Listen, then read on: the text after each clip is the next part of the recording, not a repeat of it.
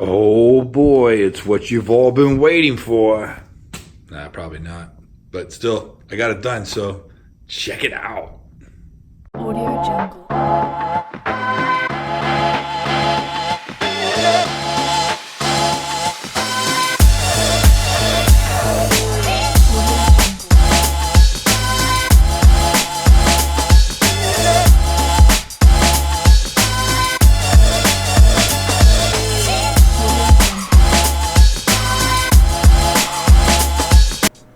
Alright, so I'm going to go through the steps of building an engine.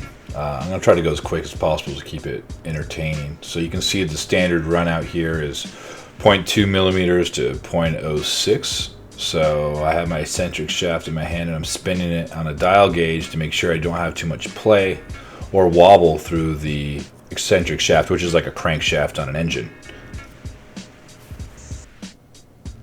So now I'm assembling the rotors and I'm lining up the oil control rings. There's actually 2 of them per rotor per side. And after that, you can see that I am, okay, so this is still the oil control ring, and this is the spring that actually pushes up. It looks like a very stretched out accordion. It goes all the way through, and to prevent it from spinning, it has notches on each side, and they have small little grooves in the rotor that surprisingly hold it pretty well, but it's delicate work. Taking the oil control ring, I put one of our used oil rings around it and slowly try to push down on it on top of that spring. This pushes out against the plates in the engine to prevent oil from bypassing and getting into the combustion chamber. And there's 2, and then there's a stop ring after that. So technically it looks like there's 3. They're also very sharp, and I continually cut myself on them. Alright, I've jumped ahead a little bit here. I already have my front plate housing, and I've placed a rotor that I've assembled both sides on except for the apex seals. And I have it pointed away from me because later it'll make it a lot easier. And I think I bring the camera down here to get you a better shot. So you can see it's actually coated with Vaseline everywhere. That's to keep the springs from popping back out. And then the yellow stuff is honeydew engine lube, which is what I'm squirting everywhere. You want to have a lot of lubrication in the engine when you fire it up the first time. That way you don't have excessive wear, because it takes a couple seconds for all the oil to start circulating when you first start up an engine after not running it for a long period of time. This is the eccentric shaft that I'm dropping into the rotor, and it just plops in just like that. And I have my 2 dowel pins sticking out there. Now I have my first housing, which is technically like the cylinder walls combustion housing on an engine. And so I've lined it up. I have a little bit of, I have the water seals and the oil seals. Well, actually, they're both water seals already put in. And I have a little bit of silicone at the feet so that oil doesn't leak out. A lot of engine assembly and rotaries is about oil prevention from it leaking out, because the whole thing is like a gigantic ice cream sandwich with lots and lots of layers, which is lots and lots of opportunity for oil to leak out. Alright, so now I'm taking some more black silicone, put it on the feet, because if you add up all the feet, it's actually the bottom of the oil pan, and I'll try to show another shot of that a little bit later. I'm sure I won't. And then of course we need to add more lube, because you can never have enough lube. So squirt, squirt, squirt, squirt, squirt, squirt. Nice job, Stefan. God, I look like Yogi Bear from the back. I gotta get in shape. So here I have my fantastic and beautiful assistant help me put the center plate, which divides the 2 rotor housings and gives a side for us to prevent combustion gas from escaping, like a cylinder wall. The tricky part is that I'm explaining to her is that you actually have to lift the eccentric shaft to get it in. And you can do it with one person. I've done it many times, but she was handy. So you just have to, a lot of people struggle with this and it gets stuck right here. You have to lower it, and then she lifts it up, and then you can drop it in. Of course, to simply embarrass me in front of my girlfriend that doesn't want to go all the way down, so a little bit of tapping and force, and it will just kind of plop down. You can use a mallet if you want, but nothing hard. And yeah, anytime now. Anytime. Oh man, my underwear looks awesome today. Jesus. Get it together, Steph.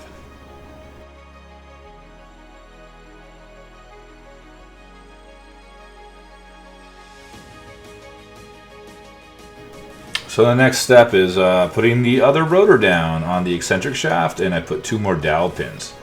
What's interesting here is those dowel pins have black little O-rings that you put around it so the oil doesn't leak past them. Unfortunately, as you can see in this video, I forget to do this. And lo and behold, after this long night of assembling this entire engine, I literally tear it apart 2 days later so I can go and put these stupid O-rings in.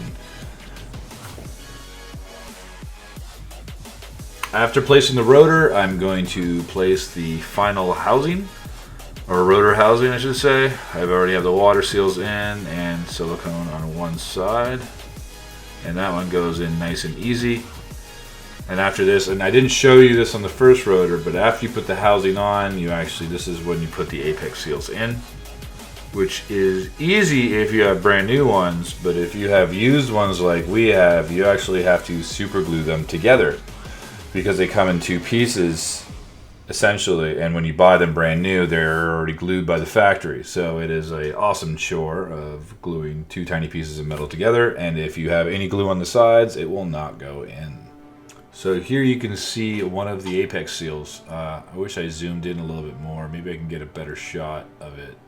But essentially it is just a small rectangular rod, not rod I should say, but a small metal rectangle that has 2 little hooks on each end cut out, and in between those hooks you balance a single spring, and in between those 2 hooks in a smaller line you have 2 more hooks, and you put a smaller spring in there. And I'll post up a picture right here, because obviously my camera work isn't the best in this shot because my gigantic muscular arms keep blocking the camera. I might be able to zoom in. I thought I got a much closer shot, but I guess I was wrong. But yeah, and it is kind of a little balancing act of getting these 2 springs to sit in there and it not break the top off that you super glued on there, that's actually all holding it together. And then once you have it all in place, you simply push it down and in, and it locks into place. And when you finally tighten up the engine, the tops of the seals actually snap off because they're supposed to float. And as they wear, they self-adjust. So it's part of the charm of this whole engine.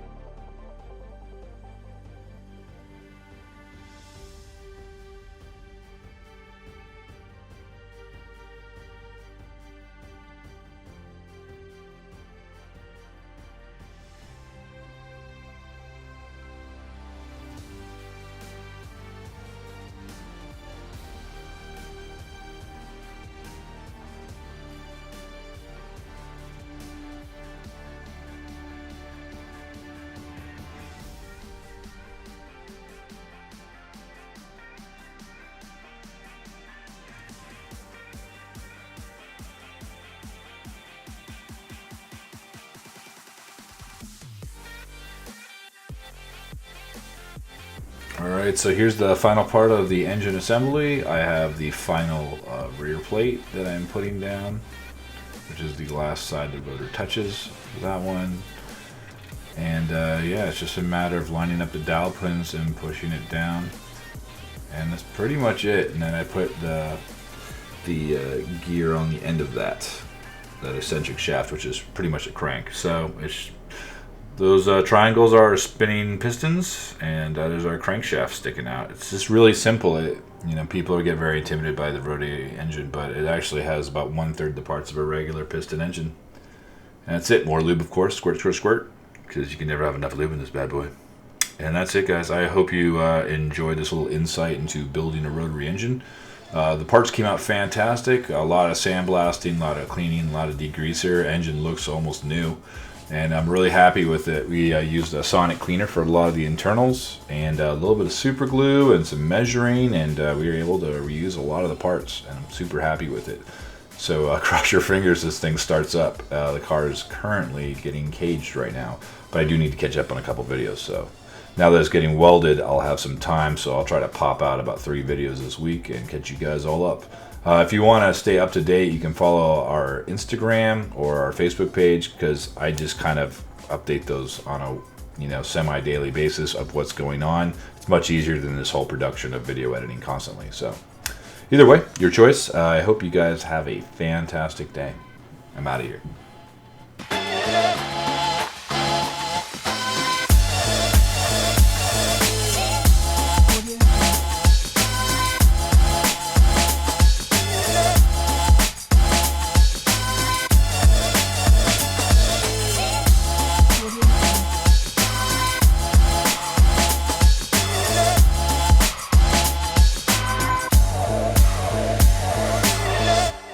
Audio Jungle.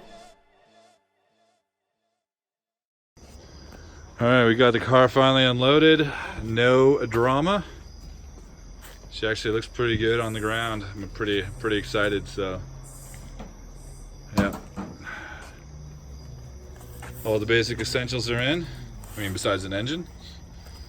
But yeah, Joe got us a car cover so that just in case she rains. Made her a nice convertible. So yeah.